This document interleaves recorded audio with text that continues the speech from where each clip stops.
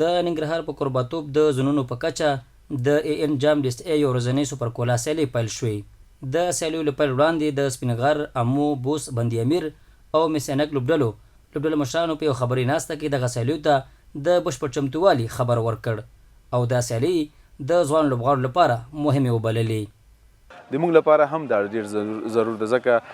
نېشنل ټیم د نېشنل ملي ټیم لوبغاړي په صفت باندې ځکه د هر لوبغاړي لپاره داسې ټورنمنټونه، داسې کرکټ، خاص کر ډومېسټک کرکټ یا کورنی کرکټ چې کوم په اصطلاح ویل، دا ډېر اړین ده. نو اوس دغه لسټې ټورنمنټ چې په لار اچولی ده نو واقعا ښې لوبډلې جوړې کړي دي، بیلنس لوبډلې جوړې کړي دي. نو هر سړی به همدا کوشش کوي، خواري به کوي چې ښه پرفارمنس وکړي او ځان د سکواډ کې ځای پیدا کړي. د افغانستان کرکټ بورډ د کورنۍ کرکټ مسؤل وایي په دغه سیالیو کې د 5 زونونو لوبډلې برخه لري چې د ملي لوبډلې او شمېر لوبغاړي هم برخوال دي. 15 د زونونو لوبډلې پکې دي چې سپین غر، مسینک، بندي امیر، امو او د بوس لوبډلې دي. دغه هره لوبډله شپږ سیالۍ کوي مخکې له دې نه چې پایلوبې ته لاره پیدا کړي. لومړی ځل ده چې په دغه سیالیو کې د ملي لوبډلې کوم لوبغاړي چې دلته دي او په نورو سیالیو کې بوخت نه دي، هغه ټول لوبغاړي شته دي چې د ګربز او د نبي او ګلبدین نایب او کریم جنت او درویش رسولي او د دې ټولو په شمول باندې یعنې ټول لوبغاړي په دې کې ګډون لري.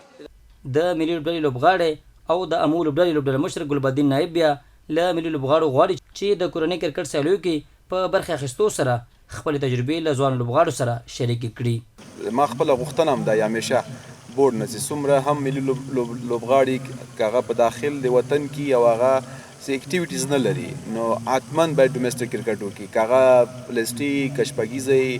که 4D وي، فرست کلاس وي، که هغه هر یو ډپارټمنټ کرکټ وي،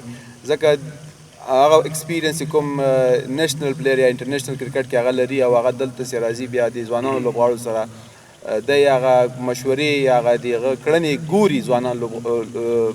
ځوانان نو دا ډېر تاثیر کوي او ډېر ګټور وي.